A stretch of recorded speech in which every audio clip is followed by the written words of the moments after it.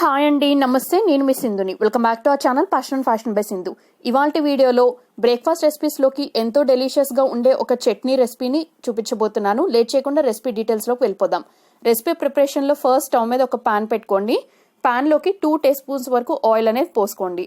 Oil heat అయిన తర్వాత 5 table స్పూన్ల వరకు పచ్చి శనగపప్పు అనేది వేసుకుని ఈ శనగపప్పుని కేవలం లో ఫ్లేమ్లో మాత్రమే బాగా ఫ్రైయింగ్ అనేది చేసుకోవాలి.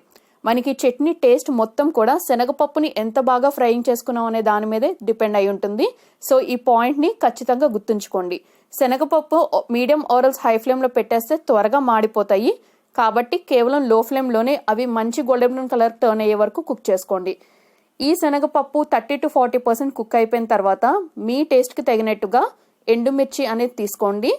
ఎండుమిర్చి అనేది కారం ఘాటు కొన్ని ఎక్కువ ఉంటాయి, కొన్ని తక్కువ ఉంటాయి. సో మీ చాయిస్కి తగినట్టుగా మీరు తీసుకుని అడ్జస్ట్ చేసుకోవచ్చు. అలాగే ఒక 15 వెల్లుల్లి రెబ్బలు కూడా వేసుకుని చిన్న మార్బుల్ సైజ్ అంటే చిన్న గోళీ సైజ్ అంతా చింతపండుని కూడా వేసుకుని ఈ 4 ఇంగ్రీడియంట్స్ని కూడా కేవలం లో ఫ్లేమ్లో మాత్రమే బాగా ఫ్రైయింగ్ అనేది చేసుకోండి.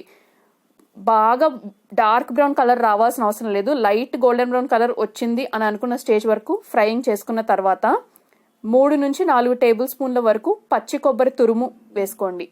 మీ దగ్గర కొబ్బరి తురుము లేకపోతే చిన్న చిన్న ముక్కలుగా కట్ చేసింది ఉంటే దాన్ని మిక్సర్ జార్లోకి యాడ్ చేసి హై పల్స్ మీద గ్రైండ్ చేసుకుంటే అది ఫైన్ తురుములాగా అయిపోతుంది. సో ఇలా పచ్చి కొబ్బరి తురుము కూడా వేసుకున్నాక ఈ పచ్చి కొబ్బరి తురుము నుంచి పచ్చి వాసన పోయి కొంచెం డ్రై అయ్యే స్టేజ్ వచ్చే వరకు లో ఫ్లేమ్లోనే బాగా మిక్స్ చేసుకుంటూ ఫ్రైయింగ్ అనేది చేసుకోండి. వన్స్ ఇంగ్రీడియంట్స్ అన్నీ ఫ్రై అయిపోయిన తర్వాత ఫ్లేమ్ అనేది టర్న్ ఆఫ్ చేసి ఈ ఇంగ్రీడియంట్స్ అన్నీ కూడా కంప్లీట్గా చల్లారిపోయే వరకు వెయిట్ చేయండి. కంప్లీట్గా చల్లారిపోయిన తర్వాత మాత్రమే ఈ ఇంగ్రీడియంట్స్ అన్నిటిని ఒక మిక్సీ జార్లోకి యాడ్ చేసి మీ రుచికి సరిపడా ఉప్పు కూడా వేసుకుని ఇంగ్రీడియంట్స్ అన్నిటిని ఫస్ట్ ఒక ఫైన్ పౌడర్ ఆరల్స్ కోర్స్ పౌడర్ లాగా గ్రైండ్ చేసుకోండి. గ్రైండ్ చేసుకున్న తర్వాత వాటర్ అనేది కొద్ది కొద్దిగా చూసుకుని యాడ్ చేసుకుంటూ పచ్చడి అనేది మీరు ఏ కన్సిస్టెన్సీలో తినాలి అనుకుంటున్నారో ఆ కన్సిస్టెన్సీకి తగినట్టుగా వాటర్ అనేది అడ్జస్ట్ చేసుకుంటూ యాడ్ చేసుకుని వీడియో క్లిప్లో చూపిస్తున్నట్టు ఇలా ఫైన్ పేస్ట్ లాగా గ్రైండ్ చేసుకోండి. మా ఇంట్లో మేమైతే చట్నీ అనేది థిక్గానే తినడానికి ఇష్టపడతామండి. సో నేను మరీ ఎక్కువ వాటర్ యాడ్ చేసి డైల్యూటెడ్ అనేది చేయలేదు.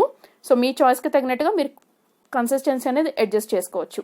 ఇప్పుడు స్టవ్ మీద ఒక పాన్ పెట్టుకోండి. అందులోకి 2 టీ స్పూన్స్ వరకు ఆయిల్ పోసి ఆయిల్ హీట్ అయిన తర్వాత జీలకర్ర, ఆవాలు, మినపప్పు ఈచ్ 1 టీ స్పూన్ చొప్పున వేసుకుని 1/2 టీ స్పూన్ పసుపు కూడా వేసుకుని ఇంగ్రీడియంట్స్ అన్నిటిని కేవలం లో ఫ్లేమ్లోనే బాగా ఫ్రై చేసుకోండి.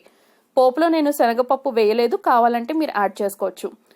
పోపు ఫ్రై అయిపోతుండగా ఇందులోకి ఒక 2-3 ఎండుమిరపకాయలు ఇలా తుంపుకుని వేసుకుని కరివేపాకు ఉంటే అది కూడా యాడ్ చేసుకుని ఫ్రై అయిపోయిన ఈ పోపుని రెడీగా ఉంచుకున్న చట్నీ మిక్స్లోకి ట్రాన్స్ఫర్ చేసుకుని బాగా మిక్స్ చేసుకుని సర్వ్ చేసుకోండి. ఈ రెసిపీ నచ్చితే వీడియోకి ఒక లైక్ ఇవ్వండి, ఫ్రెండ్స్ అండ్ రిలేటివ్స్కి షేర్ చేయండి, ఛానల్ సబ్స్క్రైబ్ చేసుకోండి, బెల్ ఐకాన్ యాక్టివేట్